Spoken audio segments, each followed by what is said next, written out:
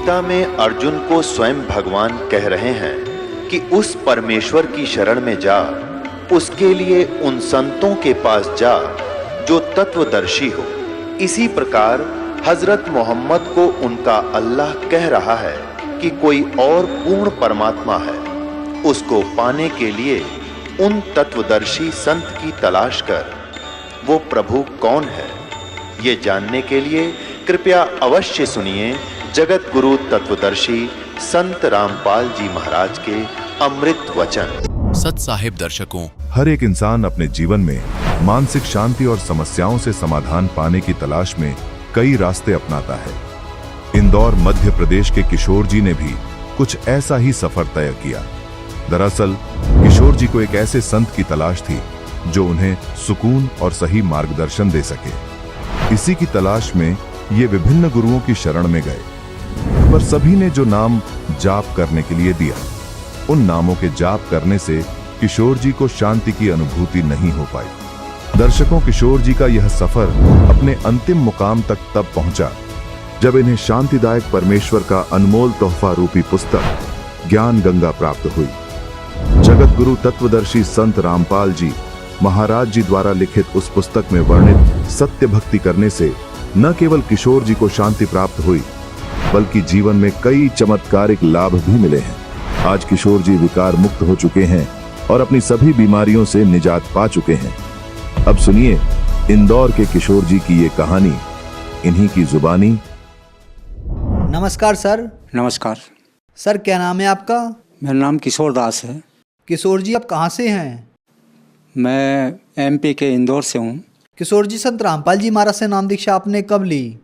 मैंने संत रामपाल जी महाराज से 15 जून 2013 में लिया था। सर, संत रामपाल जी महाराज से नाम दीक्षा लेने से पहले आप क्या भक्ति साधनाएं करते थे? मैं संत रामपाल जी महाराज की शरण में आने से पहले सतपाल जी महाराज से नाम दीक्षा ले रखा था। उनसे 1997 से लगा करके 2013 तक मैं उनके सानिध्य में नाम दीक्षा लेकर के भक्ति करता था। बाबा जय गुरुदेव से भी नाम दीक्षा ले रखा था मैं, और आसाराम बापू से भी नाम दीक्षा ले रखा था, और लक्ष्मण चैतन्य बापू से भी नाम दीक्षा ले रखा था, राधा स्वामी से भी नाम दीक्षा ले रखा था। लेकिन मुझे कहीं भी शांति नहीं मिली, और जहाँ भी गया मेरे को एक ही नाम, सभी के पास एक ही नाम मिला, और जहाँ भी जाए वहाँ उनके नाम में कोई मुझे शांति नहीं मिली। और मैं बार बार यही सोचता रहता था कि ऐसा कोई संत है जो कोई और अलग से नाम बताए कि एक ही नाम है, 5 नाम, ये क्या चीज़ है। हम एक नाम लेने में हमको दिक्कत होती है, और ये 5 नाम हम कब लेंगे। ये मेरे अंदर से ऐसा भाव उठता था कि क्या होगा, ये 5 नाम मतलब हम कब ले पाएंगे।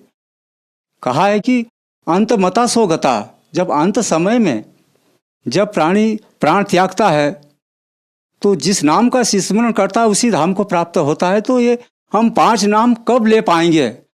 तो ऐसी मुझे बहुत बार बार चिंता रहती थी कि ऐसा संत कौन होगा कि जो हमें भक्ति मार्ग, सही मार्ग बता सके और इससे हटकर कोई ज्ञान हो। सर, पहले आप सतपाल जी महाराज, आसाराम जी, जय गुरुदेव पंथ और राधा स्वामी पंथ में भी जुड़े हुए थे, तो फिर संत रामपाल जी महाराज की शरण में आप कैसे आए? सर, मैं संत रामपाल जी महाराज के शरण में ऐसे आया कि हमारे गांव में एक व्यक्ति था, वो ज्ञान गंगा पुस्तक पढ़ रहा था। तो मैं उनके घर के सामने से निकला, तो मैंने उससे पूछा कि भाई कौन सी पुस्तक है। तो उसने कहा कि ये ज्ञान गंगा है। मैंने कहा ये ज्ञान गंगा है तो इसमें क्या विशेषता है, मेरे को बताओगे। तो उन्होंने कहा कि ये ज्ञान गंगा बहुत अच्छी पुस्तक है। मैं अमृतसर गया था, किसी संत रामपाल जी के शिष्य ने ट्रेन में ये पुस्तक सेवा की है, तो उन्होंने मेरे को भेंट स्वरूप दिया है और मैं अभी उसको पढ़ रहा हूँ। तो वो पुस्तक ज्ञान गंगा मैंने उससे ली और उसको मैंने पढ़ा। तो पढ़ते ही मेरा दिमाग घूम गया। मैंने कहा, हे मालिक, ऐसा अमृत ज्ञान आज तक मैंने किसी पुस्तक में नहीं पढ़ा जो इस ज्ञान गंगा में पढ़ने को मिला है। आखिर इसका प्रवर्तक कौन होगा, इस पुस्तक को बनाने वाला कौन होगा।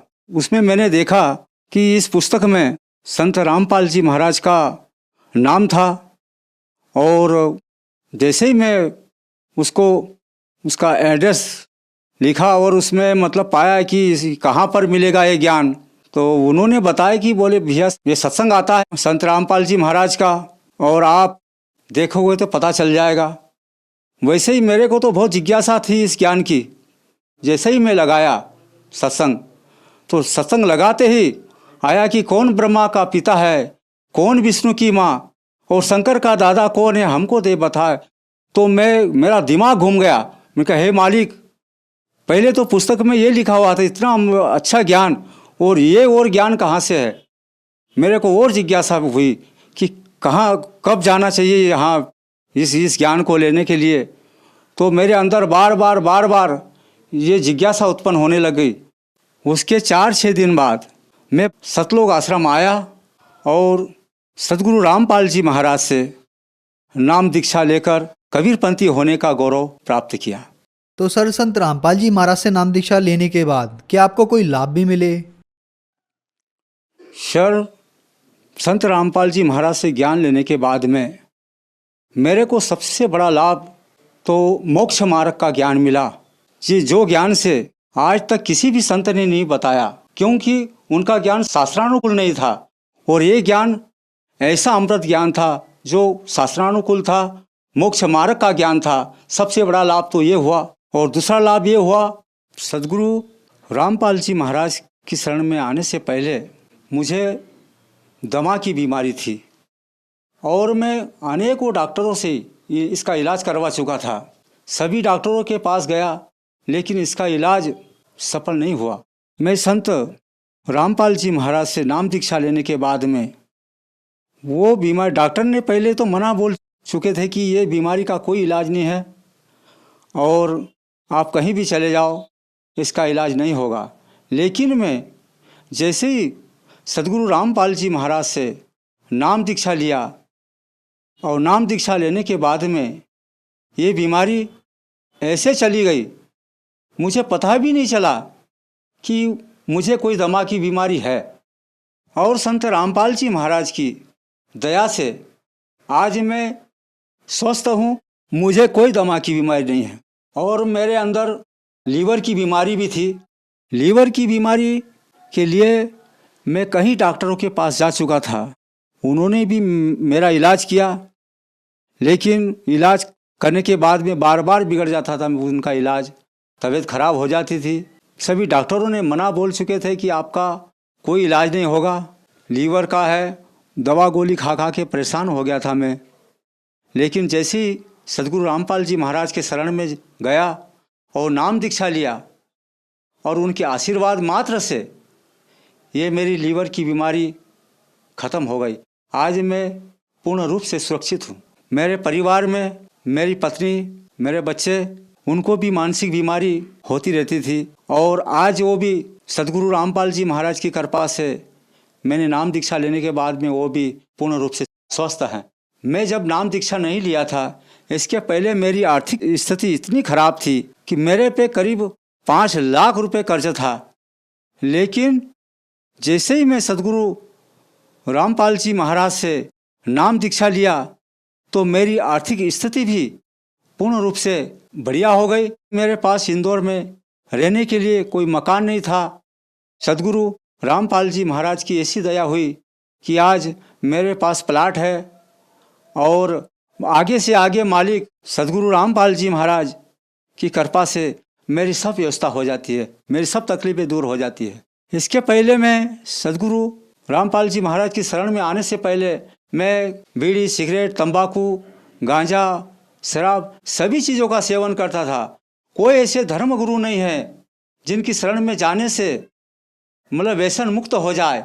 मात्र एक ही संत ऐसे हैं जिनकी शरण में जाने से ये व्यसन समाप्त हो जाते हैं, और वो है संत रामपाल जी महाराज, जिनकी शरण में आने के बाद में पूर्ण रूप से इन व्यसनों से मुक्त हो चुका हूँ। क्योंकि संत रामपाल जी महाराज जो मंत्र देते हैं, उन मंत्रों में इतनी बड़ी शक्ति है कि मंत्रों के जाप से ही सारी बीमारियां दूर हो जाती है। सर, संत रामपाल जी महाराज से नाम दीक्षा लेने के बाद आपके दमे और लीवर की बीमारी ठीक हो गई, आपकी पत्नी की परेशानी भी ठीक हो गई और आपका नशा भी छूट गया और भी लाभ आपको प्राप्त हुए। तो जो श्रद्धालु आज आपको देख रहे हैं, आप उन्हें क्या संदेश देना चाहेंगे? मैं सभी भक्तात्माओं से मेरी हाथ जोड़कर विनम्र निवेदन है, इस संसार में पूर्ण सद्गुरु आए हैं। ऐसा दाव जो हमें मिला है वो बार बार नहीं आएगा, क्योंकि ये मनुष्य जन्म दुर्लभ है, मिले न दूजी बार। और पत्ता टूटा डाल से लगे न दूजी बार। ये मनुष्य जन्म बहुत दुर्लभ है। मानव के कल्याण करने के लिए सद्गुरु रामपाल जी महाराज आए हुए हैं और उनसे नाम दीक्षा लेकर अपने जीवन का कल्याण कराए। सर, संत रामपाल जी महाराज से नाम दीक्षा कैसे ले सकते हैं? संत रामपाल जी महाराज से नाम दीक्षा लेने के लिए चैनल पर सत्संग आता है। वो सत्संग के नीचे पट्टी पे जो नंबर लिखे होते हैं सतलोक आश्रम के, वो नंबरों के माध्यम से कांटेक्ट करके संत रामपाल जी महाराज से नाम दीक्षा ले सकते हैं। धन्यवाद सर। धन्यवाद। दर्शकों, अभी आपने सुने संत रामपाल जी महाराज से दीक्षा प्राप्त करके सुखी हुए भक्त के अनुभव। अब देखिए जगत गुरु तत्वदर्शी संत रामपाल जी महाराज के मंगल प्रवचन। एक पुस्तक है इनकी, पुस्तक धनी धर्मदास जीवन दर्शन। देखिए, इस पुस्तक की फोटोकॉपी है ये। 14वीं महंत गद्दी का परिचय। पुस्तक धनी धर्मदास जीवन दर्शन एवं वंश परिचय, पृष्ठ 49 पर लिखा है कि 13वें महंत दया नाम के बाद कबीर पंथ में उथल पुथल मची, काल का चक्कर चलने लगा। क्योंकि इस परंपरा में कोई पुत्र नहीं था, तब तक व्यवस्था बनाए रखने के लिए महंत काशी दास जी को चादर दिया गया। कुछ समय पश्चात काशी दास ने स्वयं को कबीर पंथ का आचार्य घोषित कर दिया तथा खरसिया में अलग गद्दी की स्थापना कर दी। यह देख तीनों माताएं रोने लगी कि काल का चक्कर चलने लगा। बाद में कबीर पंथ के हित में 2.5 वर्ष के बालक चतुर्बुद्ध साहिब को बड़ी माता साहिब ने गद्दी सौंप दी, जो गर्दमनी नाम साहिब के नाम से प्रसिद्ध हुए। अब सुन लेना, इनके सारे इतिहास दिखा दूंगा आपके सामने के सांग था यो। अब क्या हुआ, 13वीं पीढ़ी जब आगी, इनका कोई बालक नहीं था। तो फिर क्या हुआ, एक काशी दास नाम के महंत को, भगत को चादर दे दी कि तू इस दामा खेड़ा की गद्दी ने संभाल ले। उनके फिर बाद में हो गया एक बालक। जब वो लड़का 2.5 साल का हो गया और काशी दास ने पता लग गया तेरी गद्दी खिसकेगी, ये बालक हो गया 10 वर्ष के बाद इसने बैठा देंगे 10-15 साल में। वो वहां से आप भाग गया और उसने खरसिया नामक शहर में जाके अपने आप को आचार्य घोषित कर दिया कबीर पंथ का, कि मैं उस गद्दी ने यहां ठा लिया। उधर से उनने क्या सोचा, 2.5 साल के बालक को और गद्दी पे बैठा दिया। माता ने बेटा बैठा दिया महंत गद्दी पे और वो बन गया संत। उनका का बेरा नहीं, इन्हों बैठा बैठा रखा है। और वो कौन बना, वो गर्द मुनि नाम साहिब, जो श्री प्रकाश मुनि साहिब के जो वर्तमान में गद्दी में बैठा दामा खेड़ा, उसका पूज्य पिताजी। अब उधर खरसिया का थोड़ा इतिहास उड़ा दूं। खरसिया से एक उदित नाम साहिब का एक संत ने आकर के काशी के अंदर लहर तारा तालाब जहाँ परमात्मा प्रकट हुए थे, वहाँ आकर अपना न्यारा चिमटा गाड़ दिया, वहाँ डेरा बना दिया। उस उदित नाम साहिब वाली गद्दी पर वर्तमान में एक अर्ध नाम साहिब, पहले विजय शास्त्री नाम था उसका, अब वो अर्ध नाम साहिब वहां गद्दी पर बैठा दिया। और उन का पता नहीं। उनसे प्रश्न करा किसी ने कि सृष्टि रचना सुनाइयो। ने बोले काल के आदेश से, परमात्मा के आदेश से काल ने 3 लोग रच दिए भैया सृष्टि रचना। अरे थारा गजब भैया, यह तो ऐसी सृष्टि रचना है जैसे एक लड़का इंटरव्यू देने गया था। इंटरव्यू लेने वाले ने कहा, पूछा, भाई महाभारत याद है तेरे? कहा जी उंगलियां पे याद है मेरे। तो 500 पांडवों के नाम बता। उसने बताया जी एक सी भीम, एक सी ओदा वड्डा बिरा, एक होर सी, एक उस तो छोटा सी, एक दा नाम मैं भूल गया। वो बता दिए, वो सुना दी उसने 500 पांडवों के नाम। तो इनने ऐसी सृष्टि रचना सुना रखी है। और ये सदगुरु को, कबीर साहब को सदगुरु मानते हैं, परमात्मा को निराकार कहते हैं। ये बट्ठा बैठा रखा है इन्होंने। कबीर साहब को तो एक सदगुरु मानते हैं, सिर्फ एक संत, और वहां जाकर लीन हो जाते हैं उसमें, जैसे समुद्र में बूंद मिल जाती है। अब गर्द मुनि नाम साहिब के थोड़े से वचन दिखा दूं आपने, आपका विश्वास हो जाएगा सचमुच इन सब ने बट्ठा बैठा रखा है। ये देखिएगा, एक ये पुस्तक है सदगुरु कबीर की जीवन धारा। लेखक हैं पंत श्री गिरद मुनि नाम साहिब, आचार्य कबीर पंथ। प्रकाशक है सदगुरु कबीर धर्मदास वंशावली प्रतिनिधि सभा, कबीर धर्मनगर, दामा खेड़ा, जिला रायपुर। ये पहले मध्य प्रदेश था, उसमें से छत्तीसगढ़ बन गया भी। अब ये पुण्यात्माओं, ये 13वीं गद्दी में उथल पुथल होगी। ये आप पहले करें धर्मदास व जीवन दर्शन पुस्तक में, और उसमें सुमरण गह शरण 42 वंश के में कि परमात्मा की वाणी है कबीर साहब की कि 7वां 11वां और 13वां इनको काल ठगेगा। जब 7वां ठग लिया, आगे खाक रहेगा इनके पास। जब उड़द बिगड़ ली सारी कहानी, रही खीन ने बिगाड़ दिया काम, फिर बाकी क्या नहीं। अब इसमें दिखाता हूं आपको, इस पुस्तक में ये है श्री गिरद मुनि नाम साहिब, देखिएगा। ये है सदगुरु कबीर साहब की जीवन धारा नामक पुस्तक है, और इसके लेखक हैं पंत श्री गिरद मुनि नाम साहिब, आचार्य कबीर पंथ। प्रकाशक सदगुरु कबीर धर्मदास वंशावली प्रतिनिधि। ये आपको दिखाई दिया। और ये इनका स्वरूप है गिरद मुनि नाम साहब, जो 2.5 साल का बच्चा गद्दी पर बैठाया था, वो है ये। अब इस पुस्तक के आपको 5 पृष्ठ पे दिखाते हैं, 4-5 पे। ये देखिएगा, ये 4 पृष्ठ है। ये क्या कथा सुनाता है आगे से कि सतगुरु कबीर साहिब का सत स्वरूपी होना और अंत में निराकार में लीन हो जाना उनकी विशिष्टता है। वे वहीं से आते हैं जहां परम शांति है, आनंद है और अनंत प्रकाश है। हो गए इनका भी अंत। गिरद मुनि नाम साहिब कह रहा है कि कबीर साहिब वहां से आते हैं और फिर उसमें जाकर लीन हो जाते हैं, अनंत प्रकाश है जैसे बूंद समुद्र में। अब देखिएगा एक पुस्तक और है, गिरद मुनि नाम साहिब उस 2.5 साल के बालक ने, यानी सदगुरु कबीर ज्ञान पयोनिधि नामक ये पुस्तक है, सदगुरु कबीर ज्ञान पयोनिधि। और ये है आचार्य गिरद मुनि नाम साहिब के द्वारा लिखी गई है। सदगुरु कबीर साहिब धर्मदास साहिब वंशावली प्रतिनिधि सभा, कबीर धर्मनगर, दामा खेड़ा, जिला रायपुर, मध्य प्रदेश में यह प्रकाशित है। और इसके मुद्रक कौन है? गीता प्रिंटिंग प्रेस, सती बाजार, रायपुर, मध्य प्रदेश से। अब इसके आपको दिखाते एक झलक इनके ज्ञान की है। ये 34 पृष्ठ है और यहां देखिएगा 35 पृष्ठ पे, ये 35 पृष्ठ है।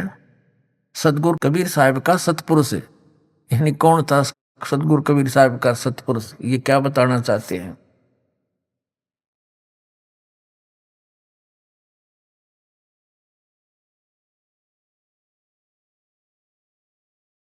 यहां इन्होंने क्या किया है कि अध्यात्म विद्या ब्रह्म की विद्या है, ये गिरद मुनि नाम साहिब कह रहे हैं। और यह ब्रह्म समस्त पिंड और ब्रह्मांड में समभाव में अनुस्यूत है यानी फैला है। यही ब्रह्म चराचर का मूल तत्व है। समस्त भारतीय मनीषियों ने इस गुणमय जगत पर विचार करके यह निष्कर्ष निकाला है कि इसमें दो अत्यंत स्पष्ट तत्व हैं। पहला जगत का मूल तत्व जो सत्य शाश्वत सदा एक रस चेतन और इंद्रिया अतीत है। दूसरा जगत का बाह्य स्वरूप जो असत्य परिवर्तनशील, ये 36 पृष्ठ पे, नाशवान जड़ और इंद्रियों के विषय हैं। इस मूल तत्व को भारतीय दर्शन में ब्रह्म के नाम से घोषित किया गया और इसी परम तत्व को सतगुरु कबीर साहिब ने सतपुरुष के नाम से संबोधित किया है। यह सतपुरुष सर्वत्र एक रस रहता, इसकी सत्ता नित्य रहती है। अब आगे इसके ज्ञान का अंत है। ब्रह्म को ही कबीर साहब ने सतपुरुष बताया है। देखिए डबो रखा देश का देश इन्होंने।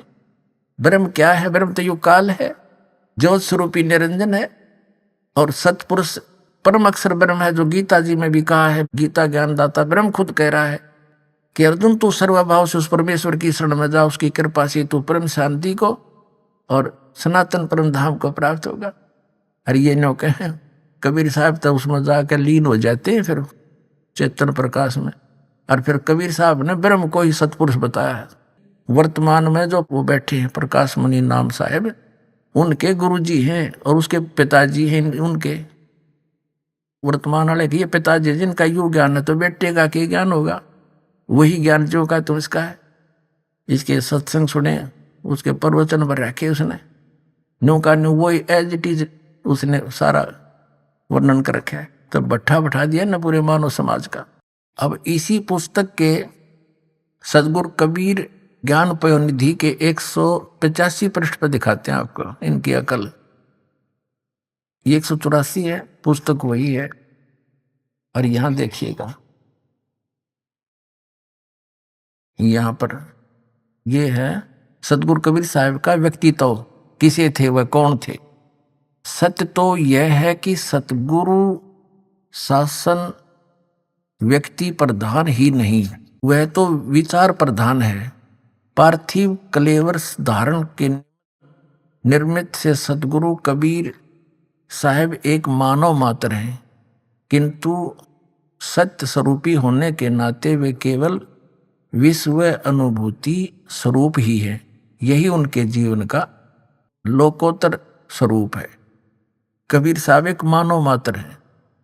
ठीक है, आपके समक्ष हो गया कि इन दामा खेड़ा वालों का के ज्ञान है। इनके जो वर्तमान में महंत है उसके पूज्य गुरुदेव और पूज्य पिताजी ये क्या बताते हैं?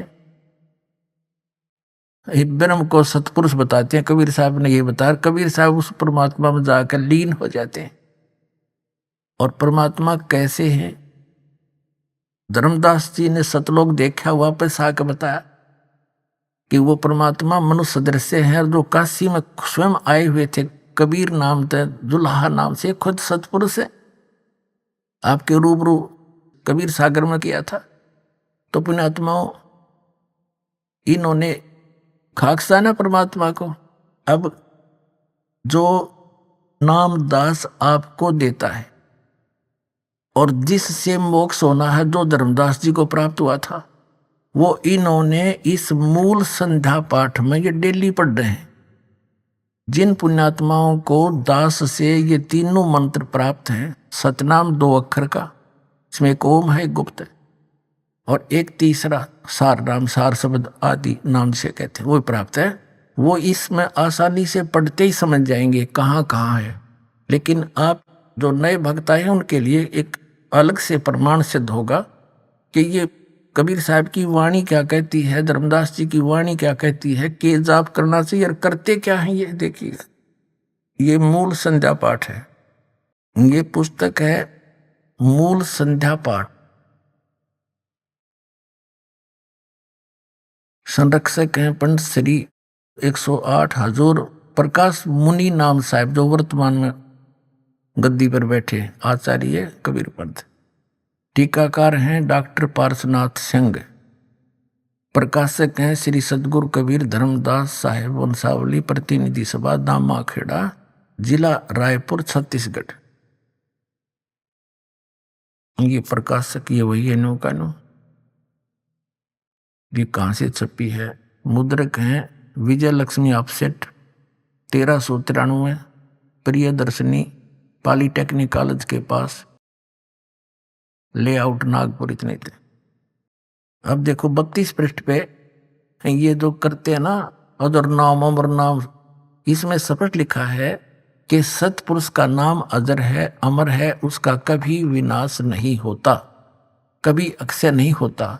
यही शाश्वत तत्व सतगुरु कबीर साहब स्वयं है, जो सोहम रूप में सदा सर्वदा परम सत्य के रूप में विराजमान है।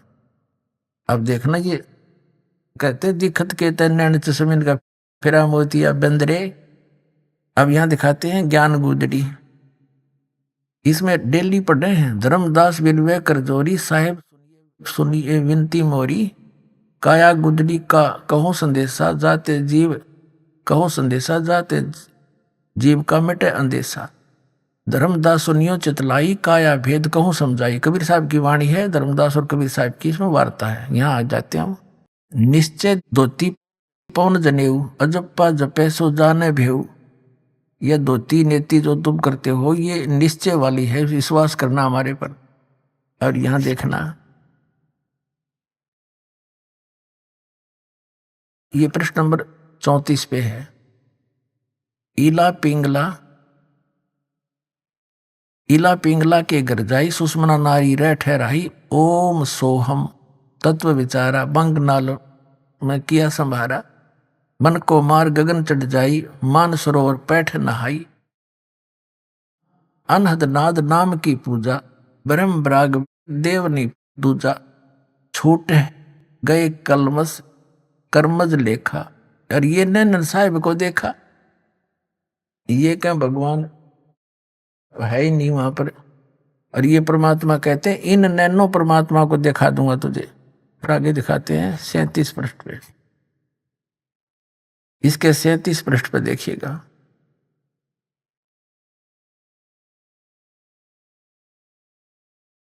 क्या बताते हैं? योगी लोग सुषमना सवर के, ये अनुवाद इनका अपना है, मालिक की वाणी का, ये सही नहीं, के सहारे ओम एवं सोहम तत्व का विचार करके बंक नाल में प्रवेश करते हैं। ये अनुवाद कर रहे हैं उस वाणी का जो दास ने पढ़ कर सुनाइए। साधक अपने मन को मारकर सुन शिखर चढ़ जाते हैं तथा सतलोक में मान सरोवर में बैठकर मलमल कर स्नान करते हैं। ऐसे विवेकी संत गगन मंडल में प्रवेश कर अनहद नाद को सुनते हैं और सतनाम की पूजा करते हैं। ये सतनाम में ये 2 अक्षर का है, नन्योना वेरा, सतनाम की पूजा करते हैं।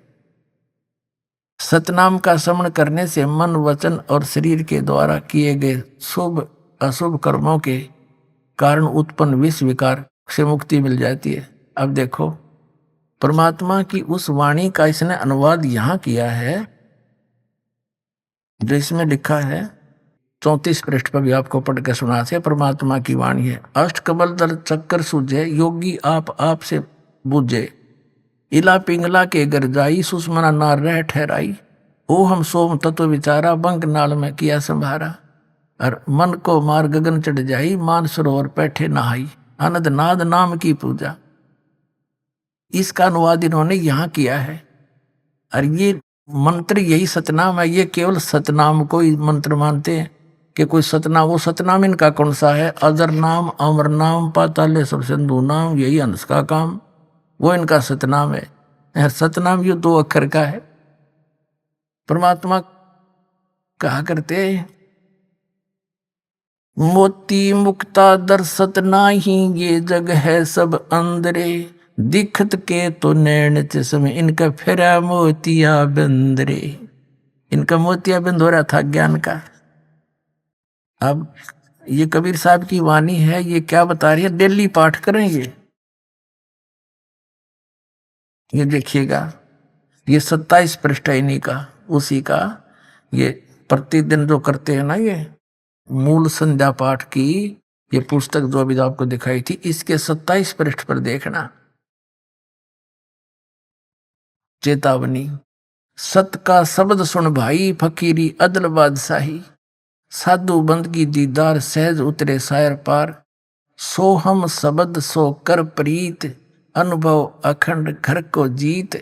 तन में खबर कर भाई के जा मैं नाम रोशनाई। अब यह है इनके पास कि दसो हम नाम। आगे देखो, यहां दिखाते सरा को आगे 28 पृष्ठ पे। ये 28 पृष्ठ है मूल संध्या पाठ का। यहां क्या बताया नीचे, सोहम शब्द अजप्पा जाप, जहां कबीर साहिब आप ही आप। और फिर 29 पे पढ़ते डेली ये, जागृत रूपी रहत है सतमत गैर गंभीर। अजर नाम बिन से नहीं सो हम सत कबीर। फिर उनके अनुवाद किया इस पिछली पंक्ति का, इसका इन अनुवाद की साडंगा किया है। हे भाई सतनाम शब्द का श्रवण करो, श्रवण सुन लो इसको। और फकीरी वह वस्तु है जो बादशाहों पर भी अपना शासन जमाती है। सोहम शब्द का अभ्यास प्रेम पूर्वक करने से निज स्वरूप का अनुभव होता है, निज घर सतलोक की प्राप्ति होती है। इसका अर्थ तो कुछ और है, पर इन नडंगा चढ़ाए रखे था।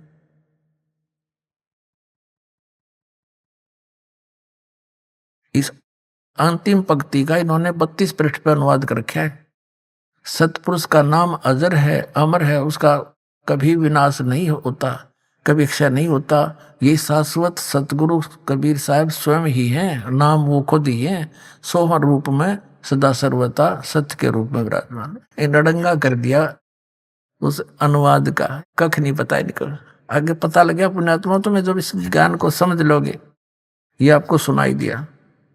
अब आपको थोड़ी सी झलक दिखाएंगे कि 20 मिनट का सत्संग है, क्योंकि प्रत्येक सत्संग में पुण्यात्मा नए नए आते हैं और ये सब भटकी हुई आत्मा है जो परमात्मा के बच्चे अब ये ठीक ठिकाने आने लग रहे हैं।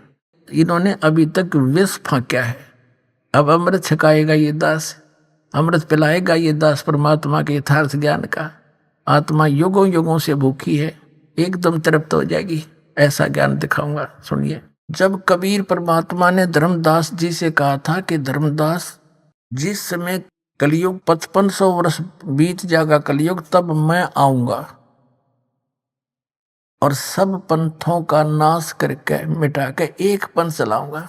उसके लिए देखिएगा कबीर सागर। कबीर सागर संपूर्ण 11 भाग खेमराज श्री कृष्णदास प्रकाशन मुंबई के द्वारा प्रकाशित है।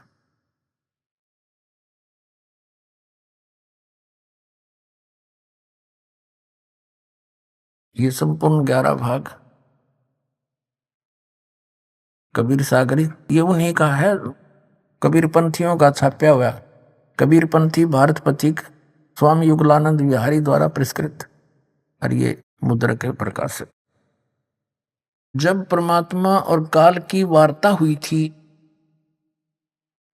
उस समय परमात्मा से काल ने क्या कहा था कि 12 पंथ तेरे नाम तो चलाऊंगा, और इन 12 पंथा में जो नाम लेगा वे मेरे मुख में आन समोई। काल ने कहा था कबीर परमेश्वर को, 12 पंथ करो मैं साजा, नाम तुम्हारा ले करूं आवाजा। 12 पंथ नाम जो ले ही मेरे मुख में आन समोई। अर जाओ जोग जीत संसारा, जीव न माने कहा तुम्हारा। जीव तुम्हारा कहा न माने, हमरी ओढ़ हो बाद बखाने। तब परमात्मा ने कहा था डट जा, आन दे टेम, तब मैं क्या करूंगा तेरे संग में। क्या बताया है ये देखिएगा। बोध सागर, कबीर सागर के अंदर बोध सागर, और ये सबसम वेद बोध है। इसमें इसके 121 पृष्ठ पे यहां लिखा है, सतयुग त्रेता द्वापर माही, तीनों युग जीव थोड़े जाही। युग निरंजन ने परमात्मा से वचन लिए थे। चौथा युग जब कलयुग आई, तब तो शरण जीव बहु जाई। ऐसा वचन हर बोय दीजिए, तब तुम संसार गौन ही कीजिए। अब परमात्मा ने कहा था, अरे काल पर पंथ पसारा, तीनों युग जीवन दुख डारा। बिनती तोरी लीन में मानी, मोह को ठगे काल अभिमानी। चौथा युग जब कलयुग आई, तब हम अपनो वंश पठाई, काल फंद छूटे नर लोई, सकल सृष्टि परवानी खोई। घर घर देखो बोध विचारा, सतनाम सब ठोर उचारा। और फिर कहे 5505 तब ये वचन होगा साचा, कलयुग बीत जावे जब एता, तो सब जीव परम पुरुष पद चेता।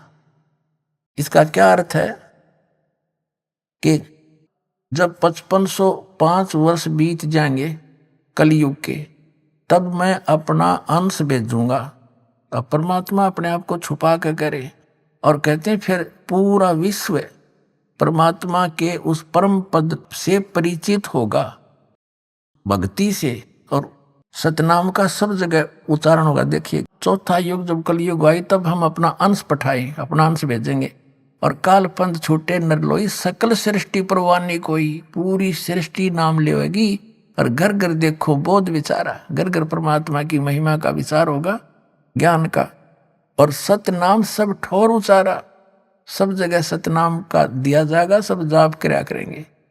और कलयुग 5505 जब ये वचन होगा साचा, कलयुग बीत जाए जब एता, सब जीव परम पुरुष पद चेता, यानी सभी जीव उस परमात्मा के परम पद के परिचित हो जाएंगे। अब पहले आपको दिखाते हैं वो 12 पंथ कौन कौन से हैं और कौन से पंथ में परमात्मा ने स्वयं आने के लिए कहा है। देखिएगा, ये है कबीर बानी नामक एक चैप्टर है, कबीर सागर में अध्याय है, बोध सागर खंड है, कबीर सागर ग्रंथ है और कबीर बानी अध्याय है। इसके 136 पृष्ठ पे यहां देखिएगा, 12 पंथ चलो सो भेद।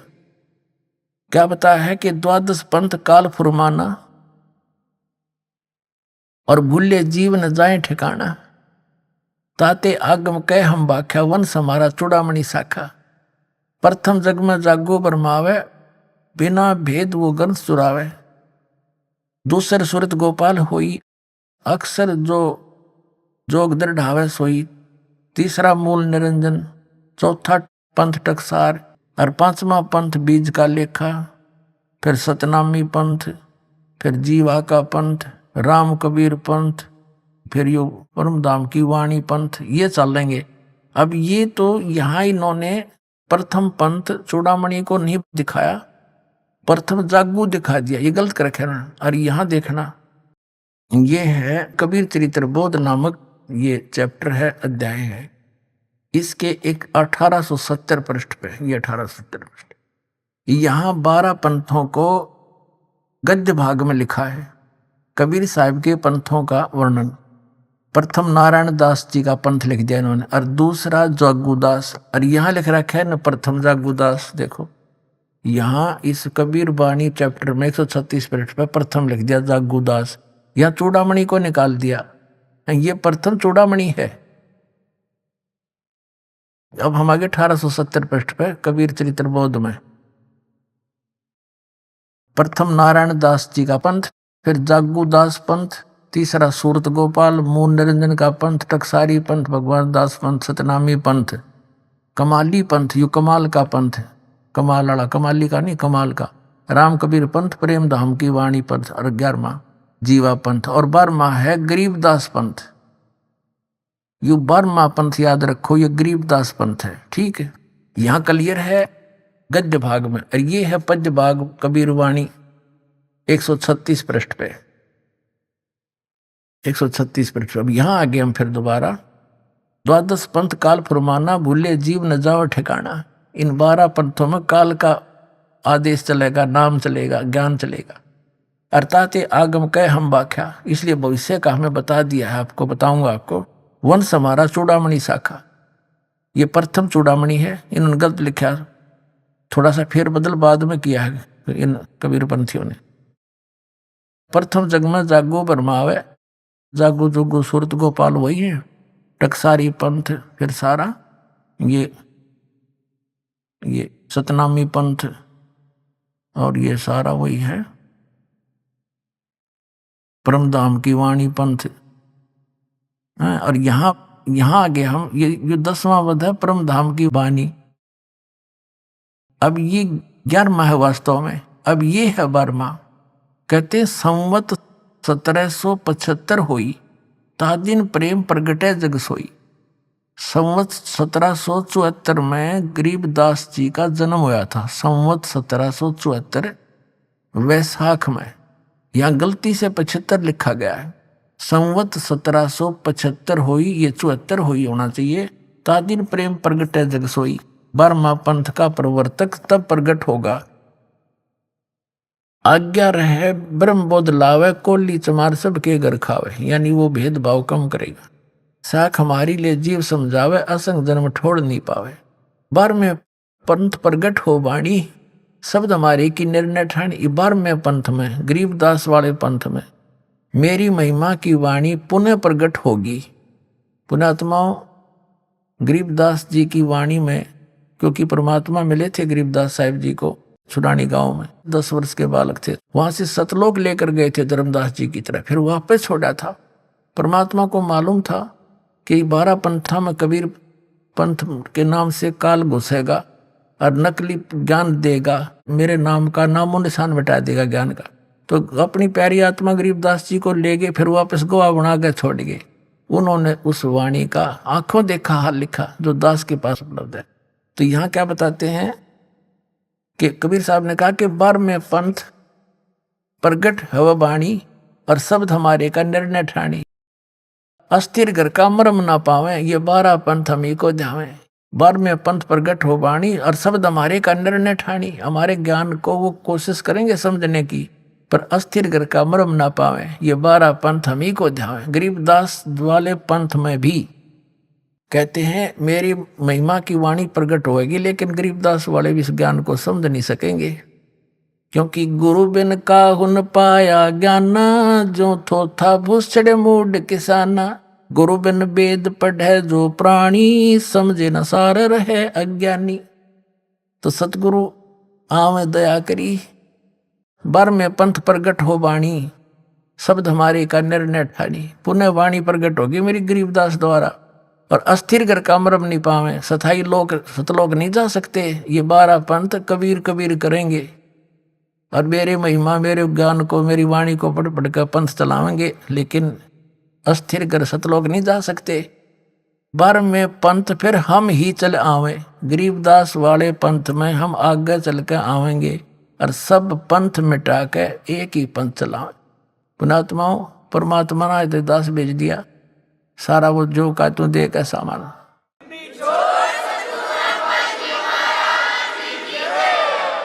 और इस दास का निकास गरीबदास पंथ से है। मेरे पूज्य गुरुदेव जी गरीबदास पंथ से संबंधित थे।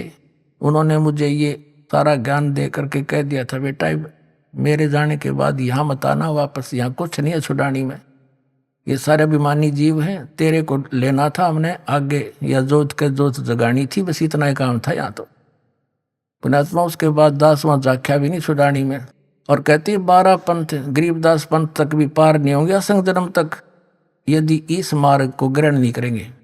और फिर परमात्मा क्या कहते हैं आगे देखो, प्रथम चरण कलयुग निर्याना, तब मगर मांडो मैदाना।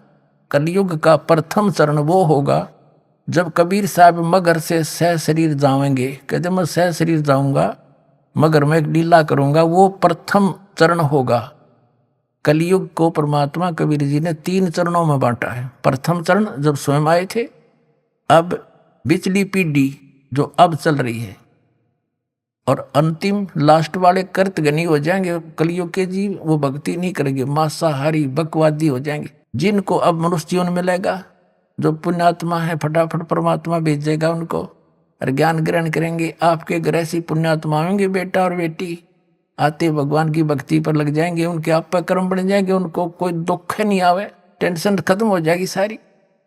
ऐसी पुण्यात्मा आपके घर पे आऊंगी। कबीर साहब कहते हैं भक्ति बीज होवे जो हंसा, जो मेरी शरण में आ गया, और तारू तास के 71 वंशा, उसके 101 पीढ़ी पार कर दूंगा। 42 की तो बात छोड़ो।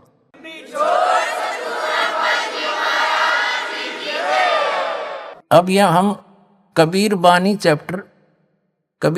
चैप्टर और बोध सागर का 137 पे पढ़ रहे हैं। प्रथम चरण कलयुग निर्याना तब मगर मांडो मैदाना। अब यहाँ कहते हैं 5505 तब ये शब्द होगा साचा। जब 5505 वर्ष कलयुग बीत जाएगा तब ये बात मेरी साची होगी धर्मदास, तब तक तो यह ना जच्चा किसी के। अब देखो फिर कहते हैं धर्मदास मेरी लाख दुहाई, ये मूल ज्ञान है, भूल नहीं। मूल ज्ञान कहीं बाहर ना जाई, पवित्र ज्ञान तुम जग में भाखो, मूल ज्ञान तुम गुप्ती रखो, गोई रखो। मूल ज्ञान बाहर जो पढ़ी, ये बिचली पीढ़ी हंस नी तरही। 33 अरब ज्ञान हम भाख्या, मूल ज्ञान गुप्त ही रख्या, गोई रख्या। और मूल ज्ञान तुम तब तक छुपाई जब लग 12 पंथ मिटाई। ओए अभी आपने सुने संत रामपाल जी महाराज के मंगल प्रवचन। आइए अब सुनते हैं संत रामपाल जी महाराज से नाम दीक्षा लेकर सतभक्ति करके अद्भुत लाभ प्राप्त करने वाले अनुयायी के विचार। इस दुनिया में जब तक इंसान सच्चे ज्ञान से वंचित रहता है, तब तक वह अंधविश्वास और गलत धारणाओं के जाल में फंसा रहता है। इंसान अपने दुखों का अंत ढूंढने के लिए न जाने कितने रास्ते अपनाता है, पर समाधान कहीं दिखाई नहीं देता। आज हम आपको एक ऐसे ही व्यक्ति की कहानी सुनाने जा रहे हैं जिन्होंने वर्षों तक इसी भटकाव और अंधकार में जीवन बिताया है। यह कहानी है आजमगढ़, उत्तर प्रदेश के चंद्रजीत प्रजापति की। इन्होंने कई साल तक पारंपरिक पूजा साधनाएं की, बहुत जगहों पर धक्के खाए और प्रेत बाधाओं से परेशान रहे। प्रेत बाधा के कारणवश ही एक भयानक दुर्घटना में इनके पिताजी की मृत्यु भी हो गई। इनके जीवन में एक बड़ा मोड़ तब आया जब इन्हें तत्वदर्शी संत रामपाल जी महाराज जी द्वारा लिखित पवित्र पुस्तक ज्ञान गंगा मिली। इस पुस्तक को पढ़ने के बाद इनके जीवन की दिशा बदल गई। चंद्रजीत जी ने अपने शारीरिक रोग के इलाज के लिए कई अस्पतालों का चक्कर लगाया, लेकिन कोई भी इलाज कारगर साबित नहीं हुआ। अंततः इन्होंने संत रामपाल जी महाराज से नाम दीक्षा ली और चमत्कारिक रूप से 12 साल पुरानी बीमारी ठीक हो गई और 25 साल पुरानी भूत बाधा जिससे ये बेहद परेशान थे, वो भी संत जी की कृपा से समाप्त हो गई। तो आइए सुनते हैं चंद्रजीत प्रजापति की दुख भरी कहानी इन्हीं की जुबानी। नमस्कार सर। नमस्कार सर। सर क्या नाम है आपका? हमारा नाम जी चंद्रजीत प्रजापति है। सर कहाँ के रहने वाले हैं आप? जी उत्तर प्रदेश आजमगढ़ जिले से हमें। सर संत रामपाल जी महाराज से नाम दीक्षा आपने कब ली? सर हमने संत रामपाल जी महाराज से नाम दीक्षा सन 2012 में ली।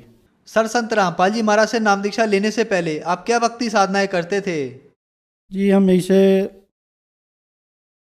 नकली पंथों से जुड़े हुए थे और सभी देवी देवताओं की भक्ति किया करते थे, जिससे हमको कोई लाभ नहीं हुआ सर। सर जो भक्ति साधनाएं आप करते थे इनसे आपको क्या लाभ मिले? सर उनसे तो हमें कोई खास लाभ नहीं मिला, हमारा नुकसान ही होता गया। और इतना नुकसान हो गया कि उसमें हमारे पिताजी का एक्सीडेंट भी हो गया और घर में झगड़े झंझट भी होने लगे।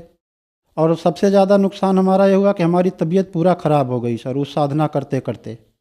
और हम अज्ञानी गुरुओं के पास पड़े रहे, इधर उधर भटकते रहे, कहीं हमें कोई सही मार्ग नहीं मिला। और हमें ऐसे ऐसे भी गुरु संत मिले हैं जो लोकल होते चलते फिरते रहते हैं, हमें जो जहाँ बताए हम वहाँ गए। एक ने हमें बताया कि रात के 12 बजे आप त्रिवेणी पे चले जाओ इलाहाबाद, 12 बजे के और 2 बजे के बीच में आप वहाँ रात को स्नान कर लेना, आपके सारे पाप धुल जाएंगे, जितने भी भूत बैताल चले जाएंगे। फिर भी हम वहाँ गए, वो भी क्रिया हमने किया, उससे भी हमें कोई लाभ नहीं मिला। एक ने हमें बताया कि आप हनुमान चालीसा पढ़ा करो सुबह शाम, वो भी हम नित्य करते रहे और कम से कम 10-12 साल लगातार किए, उससे भी हमें कोई लाभ नहीं मिला। एक ने बताया आप मैहर देवी चले जाओ, हम वहाँ भी गए, दर्शन भी किए, पूरे परिवार के साथ में गए, सर हमें भी वहाँ से कोई लाभ नहीं मिला। ऐसे हमने बहुत जगह धक्के खा लिए, फिर भी हमें कोई लाभ नहीं मिला।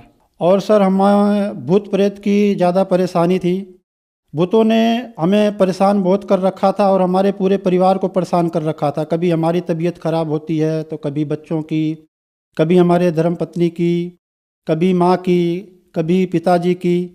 और भूतों ने ही हमारे पिताजी को एक्सीडेंट में मरवा दिया।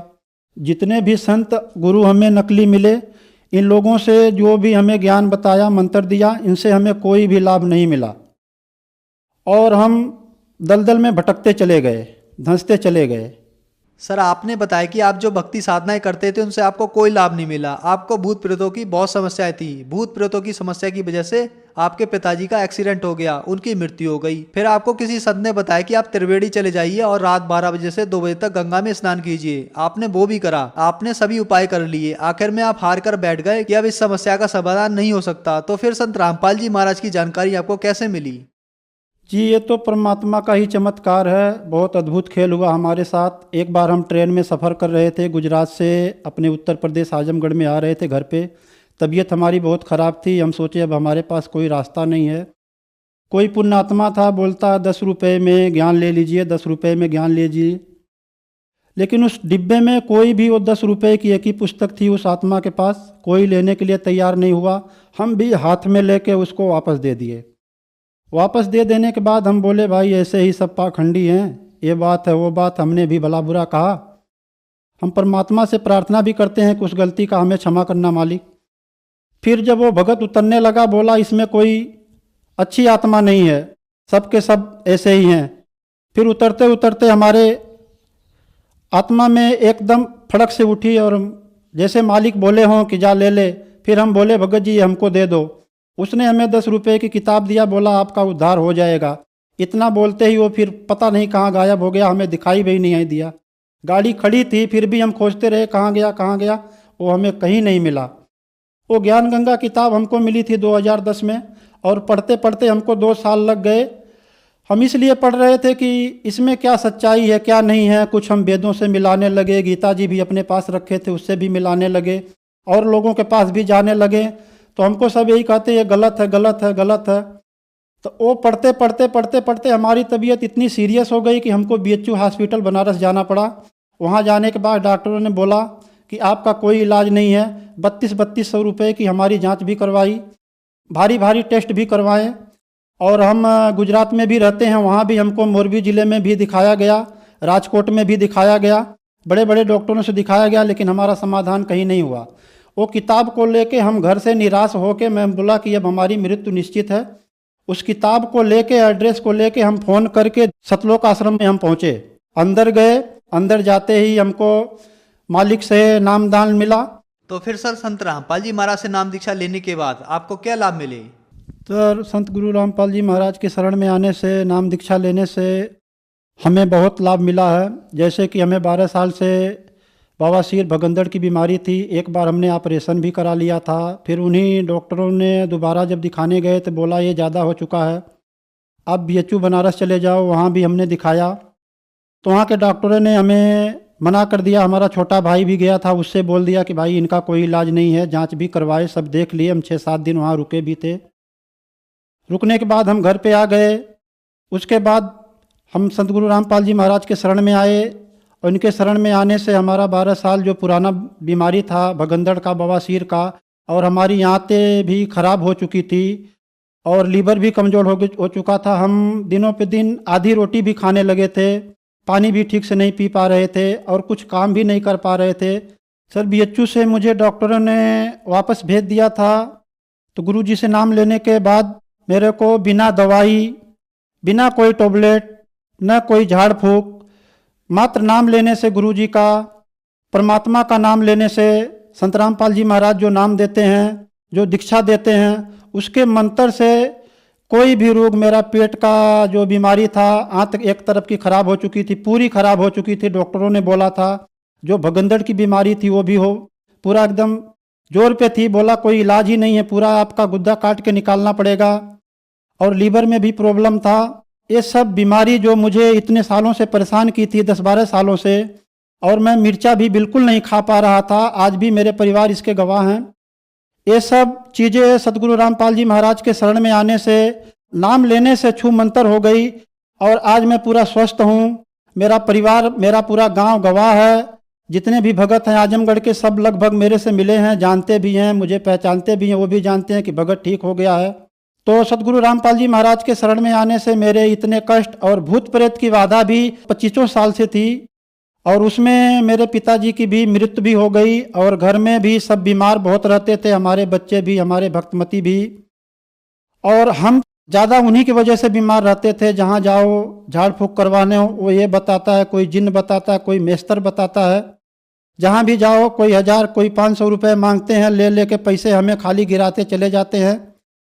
और वो सब बीमारी से जूझते जूझते हमें जब गुरु जी का मंत्र परमात्मा कबीर साहब संत रामपाल जी महाराज के रूप में आए हुए हैं, उनसे नाम दीक्षा लिया, तो ये सारी समस्या हमारी भूतों प्रेतों की चुटकी में परमात्मा ने दूर कर दिया।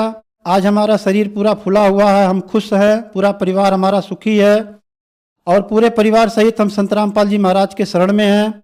हमें आज कोई दुख नहीं है, ना कोई दवाई लेते हैं, ना कोई खाते हैं। कभी अभी जब से हमने 2012 में नाम लिया था उसके बाद आज तक हमने कोई दवाई नहीं खाई और ना हमारा परिवार कोई दवाई खाया है और आज हम पूरा सुखित हैं संत रामपाल जी महाराज के शरण में आके नाम दीक्षा लेके। सर, आपने बताया कि आपको 12 साल से बवासीर की बीमारी थी, आपने इलाज भी कराया, आपको भगंदर हो गया, आपकी एक आंत खराब हो गई, आपका गुर्दा भी खराब था, लीवर भी कमजोर था, आप में बीमारियां थीं। डॉक्टर ने आपको मना कर दिया था कि आपको घर ले जाया जाए और सेवा करें। फिर आप संत रामपाल जी महाराज की शरण में आए। संत रामपाल जी महाराज ने आपको इन बीमारियों से छुटकारा दिलाया और जो आपको 25 साल से भूत प्रेत की समस्या थी, जिसकी वजह से आपके पिताजी की मृत्यु हो गई थी, उससे भी संत रामपाल जी महाराज ने आपको छुटकारा दिलाया। इस बात का गवाह आपका पूरा गाँव है। तो जो श्रद्धालु आपको टीवी पर देख रहे हैं, आप उन लोगों को क्या संदेश देना चाहते हैं? क्या वो लोग भी ठीक हो सकते हैं संत रामपाल जी महाराज से नाम दीक्षा लेने के बाद? उनको आप क्या कहना चाहते हैं? जी, हम सभी श्रद्धालुओं के भक्तात्माओं को जो इधर उधर भटक रहे हैं और ऐसे ऐसे गुरुओं के पास जाके अपना मूल जीवन जो गंवा रहे हैं, हमने भी बहुत भटका है, बहुत जगह जगह हमने गए हैं। हमें जो जहाँ बताया है वहाँ गए हैं। हमें कोई बताया कि आप द्वारिका चले जाओ, हम द्वारिका भी गए हैं। कोई बताया सोमनाथ चले जाओ, हम वहाँ भी गए हैं। कोई बताया आप त्रिवेणी पे चले जाओ, संगम में इलाहाबाद, वहाँ भी हमने रात को भी गए हैं। ऐसे ऐसे हम बहुत प्रमाण बताते हैं। बिहार हम गया में भी गए हैं। कोई बताता बैजनाथ चले जाओ, आपकी सारी समस्या दूर हो जाएगी। रात रात भर हमसे कोई संत ऐसे मिले हैं जो जाप करवाए हैं। हम बहुत जगह भटके हैं, तो आप लोगों से प्रार्थना है कि आप लोग भी ऐसे ऐसे जगह मत जाइए। यहाँ से आपको भी लाभ नहीं मिलेगा, छुटकारा आपका नहीं होगा। और आप लोगों से हम प्रार्थना करते हैं कि आप शास्त्रों को पहले सतगुरु रामपाल जी महाराज जो हैं इनके किताबों को पढ़िए, देखिए, समझिए, शास्त्रों से मिलाइए, फिर आप देखिए। और टीवी पे भी आप देखते हैं कि रोज़ चैनल पे परमात्मा सतगुरु रामपाल जी महाराज का सत्संग आता है, उस पे आप देख के विश्वास कीजिए। जैसे हमारे रोग ठीक हुए हैं, आप लोगों का भी ठीक हो सकता है। परमात्मा सब पे दया करते हैं, आप पे भी करेंगे। और इधर उधर भटकने से अच्छा है कि परमात्मा आए हैं, आप लोग आएँ, नाम दीक्षा लें और भक्ति करें, अपना कल्याण कराएं। हम आपसे यही प्रार्थना करते हैं। सर, संत रामपाल जी महाराज से नाम दीक्षा कैसे ली जा सकती है? सर, सतगुरु रामपाल जी महाराज का सत्संग बहुत टीवी चैनलों पे आता है, उसके नीचे पट्टी आती है, उस पर बहुत सारे नंबर लिखे होते हैं। उन नंबरों को आप मिला के आप अपने ही ज़िले में नज़दीकी जहाँ सेंटर बने हैं परमात्मा सतगुरु रामपाल जी महाराज का, वहाँ संपर्क करके आप वहीं से नाम दीक्षा प्राप्त कर सकते हैं। घर बैठे आप भक्ति कर सकते हैं, सारे सुख परमात्मा आपको देंगे। नाम दीक्षा लें और अपना कल्याण कराएं। धन्यवाद सर। सत साहिब।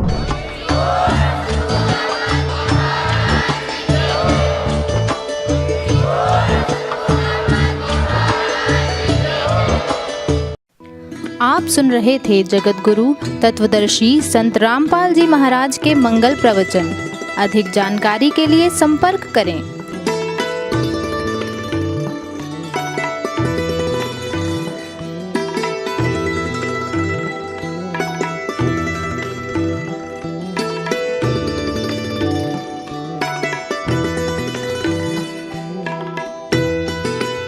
जगत गुरु तत्वदर्शी संत रामपाल जी महाराज जी के पावन सानिध्य में भक्ति की अलख जगाने तथा श्रद्धालुओं को सत्य भक्ति मार्ग का रास्ता दिखाने हेतु कनाडा के लोकप्रिय channel the TV NRI channel पर जगत गुरु तत्वदर्शी संत रामपाल जी महाराज जी के मंगल प्रवचनों का प्रसारण प्रतिदिन सुबह 7:30 बजे से 8:30 बजे तक तथा रात्रि 7:30 बजे से 8:30 बजे तक किया जा रहा है। इस सत्य भक्ति मार्ग को अपनाने के लिए अधिक से अधिक सत्संग प्रसारण देखें। इस सत्संग प्रवचन का सीधा प्रसारण संत रामपाल जी महाराज लाइव सत्संग YouTube चैनल और जगत गुरु संत रामपाल जी महाराज फेसबुक पेज पर भी देख सकते हैं।